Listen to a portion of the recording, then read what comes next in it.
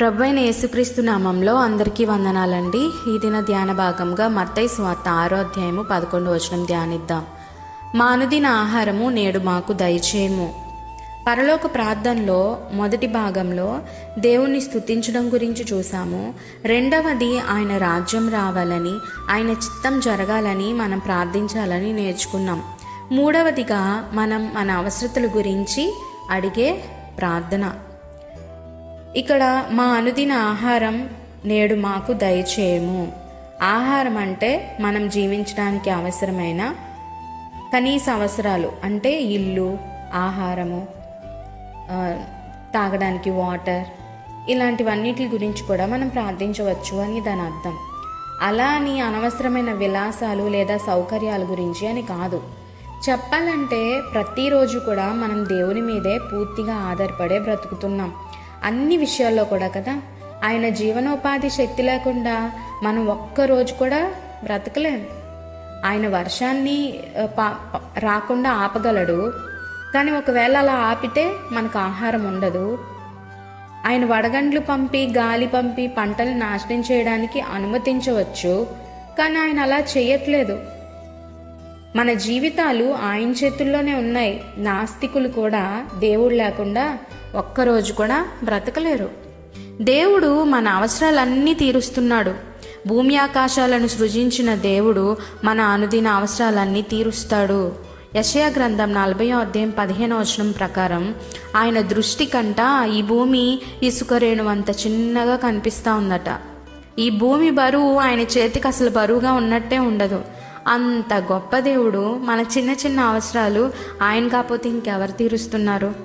మన ప్రతి ఒక్కరూ ఆకలితో ఉంటున్నాము అంటే ఆయనకి తెలుసు. మనం ఆర్థిక ఇబ్బందుల్లో ఉంటే ఆయనకి తెలుసు. మన అవసరతలు ఏంటో తెలుసు.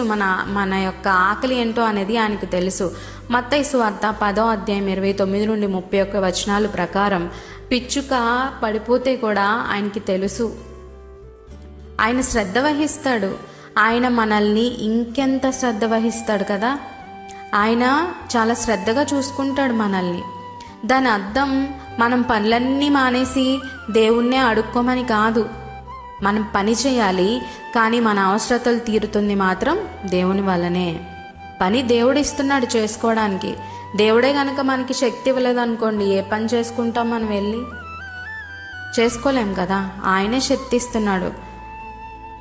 2వ తెస్సలోనికీయులకు రాసిన పత్రిక 3వ అధ్యాయం 10వ వచనంలో చూస్తే, ఎవరైనా పని చేయడం ఇష్టం లేకపోతే వారు తినకూడదు అంటున్నాడు. దాని అర్థం పని చేయాలని ఉన్నా పని దొరకని వారి గురించి పౌలు మాట్లాడట్లేదు, కానీ అవకాశం ఉండి కూడా పని చేయడానికి ఇష్టపడకుండా బద్ధకంగా ఇంట్లోనే కూర్చొని ఏ పని పాటు లేకుండా ఉట్టినే తిరుగుతూ ఉండే వాళ్ళ గురించి మాట్లాడుతున్నాడు. అలాగే 1 తిమోతి పత్రిక 5వ అధ్యాయం 8వ వచనంలో, ఎవరైనా సరే తన వారిని తన ఇంట్లో వారిని పోషించకపోతే విశ్వాస సత్యాలను కాదన్నట్టే అని వ్రాయబడింది. కాబట్టి మనం మన పని చేసుకుంటున్నాము అంటే అది దేవుని కృప వల్లనే, దేవుడిచ్చిందే.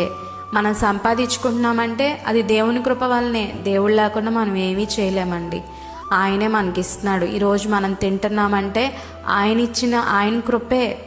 ఈరోజు మనం ఒక ఇంట్లో నివసిస్తున్నామంటే ఇది ఆయన కృపే, ఆయన ఇచ్చిందే ఇదంతా. మనం ఈరోజు ఊపిరితో బ్రతికి ఉన్నామంటే కేవలం ఆయన కృపే. ఆయనే మనల్ని పోషిస్తూ ఉన్నాడు.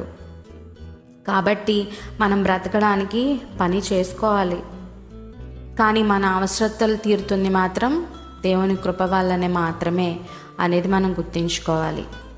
ఆమెన్.